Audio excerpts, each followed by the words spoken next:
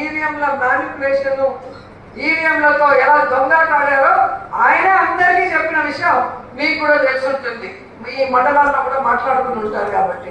So ఈరోజు గెలుపు ఓటములు అనేది మీరు మార్చుండొచ్చేమో కానీ ప్రజల్లో జగనన్నకి, ఇక్కడ రోజమ్మకి కౌన్సిలర్లుగా మీకు వైఎస్ఆర్ కాంగ్రెస్ పార్టీకే ఇప్పటికి కూడా వార్డులలో కానీ గ్రామాల్లోకి వెళ్తే ప్రజలు ఆశీర్వదిస్తున్నారు.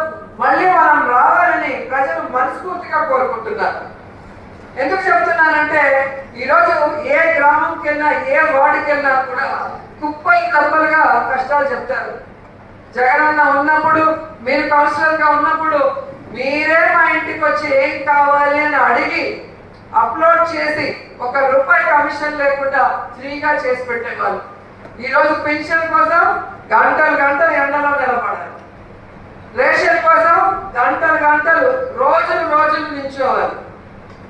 ఇక అమ్మఒడి చూస్తే అరాకొర, రైతు భరోసా లేదు. రైతుకి ఈరోజు ప్రకృతి వైపరీత్యం వస్తే నష్టపరిహారం లేదు, నిరుద్యోగికి ఉద్యోగం లేదు, నిరుద్యోగ వృత్తి లేదు.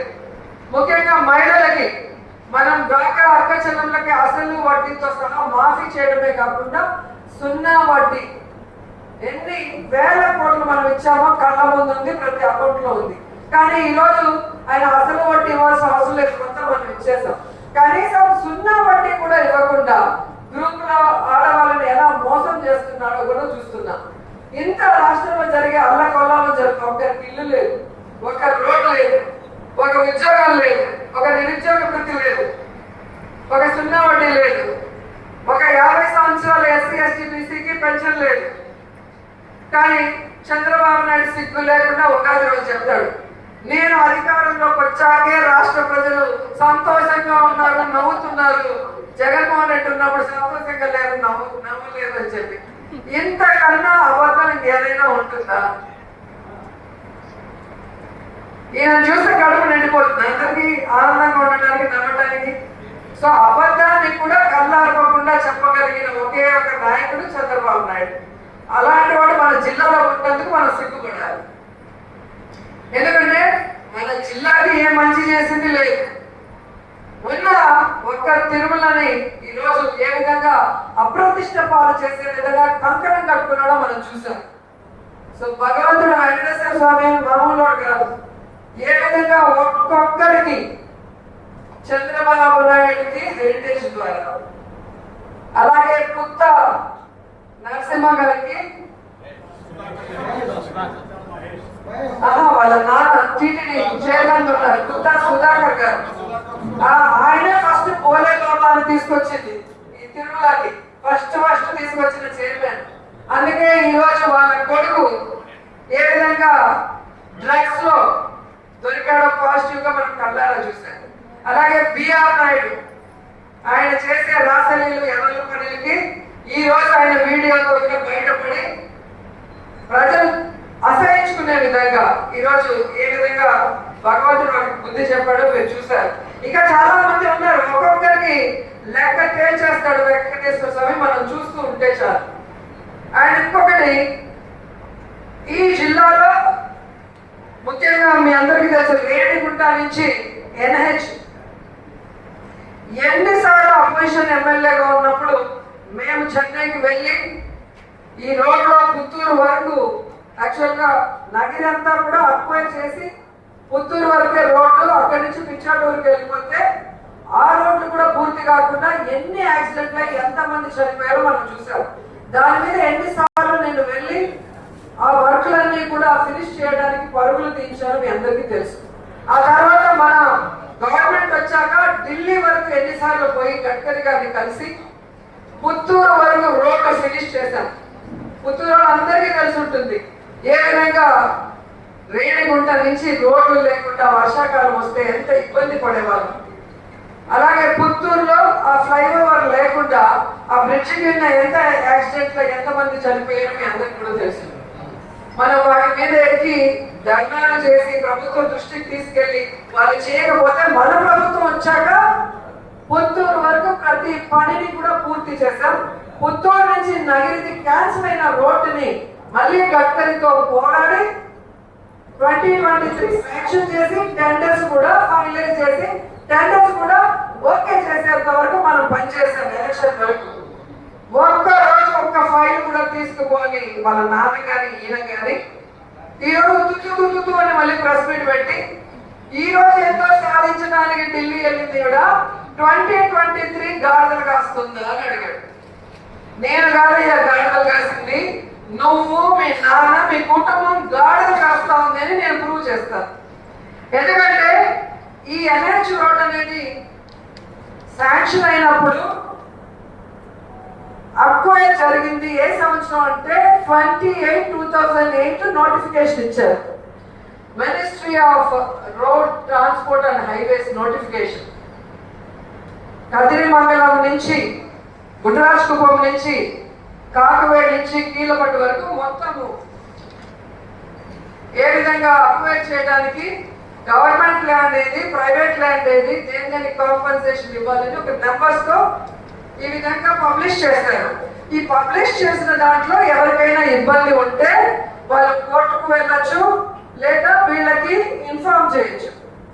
2008 ఇది వచ్చినప్పుడు ఎవరున్నారు పుత్తూరులో, నగిరిలో ఎవరున్నారు, రోజమ్మ ఎక్కడుందో ఒకసారి ఆలోచించాలి.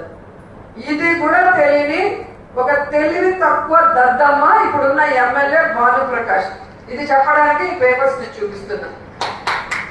ఎందుకంటే 2008లో అక్కడ వాళ్ళ నాన్న ఉన్నాడు, ఇక్కడ పెద్ద ఆయన ఉన్నారు. సో అప్పుడు వాళ్ళు డెసిషన్ తీసుకోవాలి, ఇది అక్వైర్ చేయాలా వద్దా, చేసేటప్పుడు ఏమైనా టెంపుల్స్ పోతాయా, ఇల్లు పోతాయా, ఇంకోటి పోతుందా చూసి ప్రభుత్వానికి చెప్పాల్సిన పరిస్థితి అప్పుడు అధికారంలో ఎవరుంటే వాళ్ళు చేయాలి. ఇక్కడ ఉన్న ఎమ్మెల్యే దగ్గర చేయాలి, ముఖ్యమంత్రికి విషయం తెలియదు. వాళ్ళు రోడ్డు కావాలంటే రోడ్డు ఇస్తారు. ఇక్కడ ఉన్న వాళ్ళు మాకు ఇక్కడ ప్రాబ్లం ఉంది, కొంచెం దీన్ని రోడ్డు ఎక్స్టెన్షన్ వేరే సైడ్ అయినా చేయాలి, లేదా డీవియేషన్ చేసైనా చేయాలి. అది డెమాలిష్ కాకుండా చూసుకోవాల్సిన బాధ్యత సీఎంది కాదు, అక్కడ ఉన్న ఎమ్మెల్యేది లేదా ఎంపీది. ఆ రోజు ఎమ్మెల్యేగా అక్కడ మీ నాన్న ఉన్నాడు, ఇక్కడ ఇంకో సీనియర్ నాయకుడు ఉన్నారు. మీరు గాలి వదిలేసి ఆ తర్వాత 2009లో తెలుగుదేశం పార్టీలో మళ్ళీ ఆయన అక్కడి నుంచి ఇక్కడికి వచ్చాడు. వాళ్ళ నాన్న వచ్చి ఎవరున్నారు ఇక్కడ, మీరే ఉన్నారు. ఆ తర్వాత 2014 నుంచి 19 వరకు మళ్ళీ తెలుగుదేశం ప్రభుత్వం, మీ నాన్న ఎమ్మెల్సీగా ఉన్నాడు. నువ్వు వెనక్కి తిరుగుతూ వసూలు చేసుకుంటున్నావు. మరి నువ్వు మీ నాన్న మీ కుటుంబం కాదు కాస్తుందన్న విషయం నగిరి ప్రజలు, మొత్తం నగిరి నియోజకవర్గ ప్రజలు తెలుసుకోవాలని కూడా ఈ సందర్భంగా తెలియజేసుకుంటున్నాను. నేను ఆగిపోయిన రోడ్లని పూర్తి చేయించి డైవర్ట్ అయిన రోడ్ని నగిరి మీద వెళ్ళాలి అని చెప్పి గడ్కరీ గారితో పోరాడి తెచ్చుకొని ఈ వర్క్ స్టార్ట్ చేశారు. వర్క్ ఎప్పుడు స్టార్ట్ అయింది, ఎలక్షన్ తర్వాత స్టార్ట్ అయింది. టెండర్లు అన్నీ అయిపోయినాయి. టెండర్స్ ఎవరికి వచ్చినారో ఆ డేట్ చూస్తే మీకే అర్థమవుతుంది. వచ్చిన తర్వాత 2 ఏళ్ళ టైం ఇచ్చాను. మీ ప్రభుత్వం, మీరు కూటమిలో ఉన్నారు బీజేపీతో, ఏదైనా ఉంటే మీరు చంద్రబాబు నాయుడుతోనో లోకేష్ తోనో మీరు సెంట్రల్ గవర్నమెంట్ కి మాట్లాడించుకోవాలి, మీ ఎంపీలతో మాట్లాడించుకోవాలి, లేదా నువ్వు పోయి కూర్చొని పని చేయాలి. నీకు దోచుకుందాం దాచుకుందాం, లేదా మేము తీసుకొచ్చిన వర్కులు ఏవైతే ఇప్పుడు జరుగుతున్నాయో ఆ కాంట్రాక్టర్ని పిండి వారి దగ్గర డబ్బులు దోచుకుంటాం. ఇంకా నువ్వెక్కడ పోరాడతావు? ఏ రోజు ప్రజలకు అందుబాటులో ఉండవు. ఈ రోజు వరకు 2 ఏళ్లలో ఒక్క టెంపుల్ కానీ, ఒక పార్క్ కానీ, ఒక రోడ్డు కానీ, ఒక కాలేజ్ బిల్డింగ్ కానీ ఏమైనా తెచ్చారా? ఏదీ లేదు. ఉన్న వాటిని పోకుండా చూసుకోవాలి కదా. దాదాపుగా 600 సంవత్సరాలకు పైగా చరిత్ర కలిగిన కొండ చుట్టూని కాపాడాల్సిన బాధ్యత నీకుంటే, ఎమ్మెల్యే 2 సంవత్సరాలు పైగా అవుతుంటే ఇంతవరకు నువ్వు ప్రభుత్వంతో మాట్లాడుకొని సెంట్రల్ గవర్నమెంట్ తో మాట్లాడి ఆపించకుండా దాన్ని ఎప్పుడైతే డెమాలిష్ చేయడానికి వచ్చారో ఇమీడియట్ గా మా నాయకులు నాకు ఫోన్ చేశారు. అది కూడా నాకు ఎలా లక్కీగా తెలిసిందంటే అదే రోజు వైఎస్ఆర్ గారి స్టాచ్యూని కూడా షిఫ్ట్ చేస్తున్నారు కాబట్టి మొత్తం ప్రొక్లైనర్లు, జేసీబీలు అన్నీ వచ్చి 2 రిమూవ్ చేస్తున్నారని నాకు ఫోన్ వచ్చింది.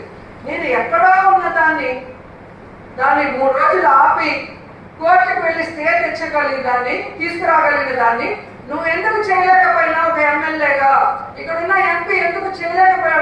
అడుగుతున్నా, అసలు మనకి ఎవరు ఎంపీయో నియోజకవర్గంలో సర్వే చేయండి, ఒక్కరికి కూడా తెలియదు. ఎమ్మెల్యే ఎలా ఉంటాడో 70% ప్రజలకు తెలియదు. నాయకులు వాళ్ళ టీడీపీ నాయకులకో లేదా మన వాళ్ళ ఫ్లెక్సీలు చూసుకొని తెలుసుకోవాలి తప్ప చేయాల్సిన బాధ్యతని మీరు చేయకుండా బాధ్యతగా మా ప్రభుత్వం లేకపోయినా, మేము కూటమిలో లేకపోయినా, నేను ఎమ్మెల్యే కాకపోయినా మా ఎంపీల ద్వారా అపాయింట్మెంట్ తీసుకొని వెళ్ళి ఫైట్ చేసి కష్టపడి తీసుకొస్తే అప్పుడేం గాడిదలు కాస్తున్నారు. అప్పుడు నేను ఉంటే కదా గాడిదలు కాయడానికి, మీరు గాడిదలు కాస్తుంటే అందరూ చూస్తూ ఉన్నారు. ఆ విషయం తెలుసుకోండి. అండ్ రెండోది, మళ్ళీ ఇక్కడికి వచ్చి నిన్న మన సిగ్గు లేకుండా ఆవిడేదో పోయింది, ఎవరు చేస్తారు పని జరగదంట. అంటే పని జరగకూడదు అన్న ఆయన మెంటాలిటీ చూడండి. అంత చరిత్ర కలిగిన ఆ యొక్క మండపాన్ని కాపాడాల్సిన బాధ్యత ఉండి ఆమె చెప్తే జరగలేదు, నేను పోయి చేసుకొస్తానని చెప్తే అన్న సంతోషిస్తాం. అసలు అది జరగదు అంటాడంట. ఎందుకు జరగదు? నేను చేసి చూపిస్తాను. దేవుడి భక్తి ఉండి ఆ కొండ చుట్టూ అక్కడ ఉండాలని నగిరి ప్రజలందరూ గట్టిగా కోరుకున్నారు కాబట్టి నేను వెళ్ళి కోర్టులో స్టే చేసి ఢిల్లీ వరకు వెళ్ళగలిగాను. దేవుడికి తెలుసు ఎవరి ద్వారా అది చేయించుకోవాలో, మా ద్వారా అది చేయించుకుంటారు. నువ్వు చూస్తూ ఉంటూ ఇదే నగిరి ప్రజలు నిన్ను మొహాలు ఉంచుతారు ఈ విషయంలో అని కూడా తెలియజేసుకుంటున్నాను. అలాగే ఈరోజు మీరు చూస్తే కక్ష సాధింపులు, ఎవరు వైఎస్ఆర్ కాంగ్రెస్ పార్టీకి సిన్సియర్ గా మీటింగ్ వచ్చినా, ధర్నాకు వచ్చినా, మాట్లాడినా వాళ్ళ బ్యాక్గ్రౌండ్ ఎదుగుతారు. వాళ్ళ ఇంట్లో ఎవరైనా గవర్నమెంట్ ఉద్యోగం ఉందా, లేదా వాళ్ళ ఇంట్లో వాళ్ళు ఎవరైనా మున్సిపాలిటీలో పనిచేస్తున్నారా, లేదా వాళ్ళ ఇంట్లో ఏమైనా రేషన్ షాప్ ఉందా, ఇట్లా ఏ విధంగా వాళ్ళని నొక్కాలి, ఏ విధంగా కేసులు పెట్టాలి, అఫీషియల్ పెట్టి వెలిగించాలి. ఎంత సిగ్గులేని జన్మాట ఈ ఎమ్మెల్యేని. వాడికి మాట్లాడడానికి మాటలు రాదు, ఫేస్ వాల్యూ లేదు. ఎంతసేపు పోలీసుల్ని, మున్సిపల్ కమిషనర్లని, ఎంఆర్ఓని, ఎంపీడీ వాళ్ళని ముందు పెట్టుకొని అందరినీ బెదిరించుకోవడం తప్ప ఏమీ చేయట్లేదు. దీనివల్ల ఏమవుతుంది? కాన్స్టిట్యున్సీ డెవలప్ కాకుండా అలాగే ఉండిపోతుంది తప్ప ఏమీ లేదు. మన వాళ్ళు 2 ఏళ్లుగా ఈరోజు బాడీ ఉన్నా కూడా పనులు చేయలేకుండా ఎక్కడ మంచి పేరు, వాళ్ళు చేయరు, పని చేయలేరు. సో ఇవన్నీ కూడా ప్రజలు గమనించాలి. వీటిని మీరందరూ కూడా ప్రజల్లోకి తీసుకువెళ్ళి, జగన్మోహన్ రెడ్డి గారు ముఖ్యమంత్రిగా ఉన్నప్పుడు, ఇక్కడ మనం ఎమ్మెల్యేగా ఉన్నప్పుడే పుత్తూరులో కానీ, నగిరిలో కానీ, విజయపురంలో కానీ, నింటల్లో కానీ, అలాగే వడగాలపేటలో కానీ ప్రజలు కోరుకున్నవన్నీ కూడా మనం చేయగలిగినాము అన్న విషయం ప్రూఫ్ కూడా చూపించండి. మనమేం మాటలు అవసరం లేదు. తెలుగుదేశం, జనసేన లాగా ఈరోజు జనసేనలో ఎంత దిగజారిపోయారంటే ఎప్పుడు భారతమ్మ గురించి అడుగుతారు. ఎక్కడ భారతమ్మ, ఎక్కడ భారతమ్మ? భారతమ్మ ఎప్పుడు రావాలో వస్తూనే ఉంది. సంక్రాంతికి వస్తారు, ఉగాదికి వస్తారు. నేను అడిగింది ఏంటి, ఎప్పుడు అడుగుతారు కదా, మా వదిన చూడండి మా అన్నతో లక్షణంగా వచ్చి భగవంతుడికి పూజ చేయడమే కాకుండా రాష్ట్ర ప్రజలందరూ బాగుండాలని అన్న ద్వారా ఎలా శుభాకాంక్షలు తెలియజేశారు. అలాంటప్పుడు తెలుగు వాళ్ళై ఉండి తెలుగు న్యూ ఇయర్ ఉగాదికి అధికారంలో ఉన్న చంద్రబాబు నాయుడు కానీ, పవన్ కళ్యాణ్ కానీ, మిగతా మంత్రులు కానీ ఎందుకు వాళ్ళ భార్య సమేతంగా వాళ్ళు కార్యక్రమాలు చేసి, అంటే పూజలు చేసి ఈ రాష్ట్ర ప్రజలు బాగుండాలి, వాళ్ళ నియోజకవర్గ ప్రజలు బాగుండాలని ఎందుకు శుభాకాంక్షలు చెప్పలేదు అని అడిగాను. ముఖ్యంగా చైర్మన్ బిఆర్ నాయుడు కొండ మీద పంచాంగ శ్రవణం పెట్టి భార్య సమేతంగా రాష్ట్ర ప్రజలందరూ బాగుండాలని భగవంతుడిని కోరుకోవాల్సిన బాధ్యత ఉన్న వ్యక్తి కనీసం ఆంధ్రప్రదేశ్ లో లేరు వీళ్ళెవరు, ఒక చంద్రబాబు నాయుడు తప్ప.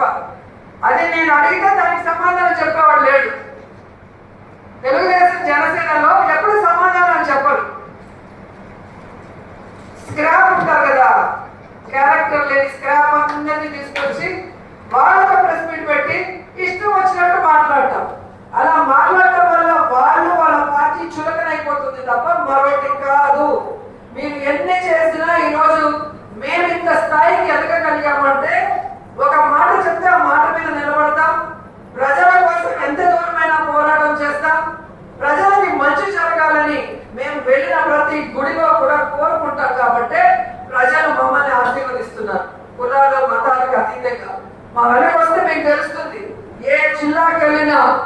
కార్యక్రమానికి వెళ్ళినా, ఏ గుడికి వెళ్ళినా, ఏ పెళ్లికి వెళ్ళినా ఏ విధంగా అభిమానిస్తున్నారు అంటే, ఈ విధంగా ఎందుకు అభిమానిస్తారంటే వాళ్ళ కోసం మేము ఫైట్ చేస్తున్నాం కాబట్టి. మీరెవరో స్క్రాప్ని చెత్తని పెట్టి ప్రెస్ మీట్లు పెడితే వాళ్ళ బతుకులు ఏ విధంగా బయటకు వచ్చి సస్పెండ్ అయ్యే పరిస్థితి వస్తుందో మీరే చూస్తున్నారు. ఈరోజు జనసేన పార్టీ, అది జనసేన కామసేన కాదు, దాంట్లో ఎంతసేపు అసెంబ్లీలో కూర్చొని రాసలీల చేయటం,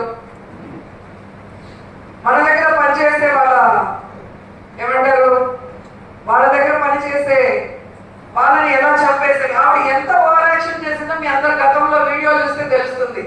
భారతమ్మని రోజమ్మని తిట్టాలంటే ముందుండేది ఆవిడ వినుత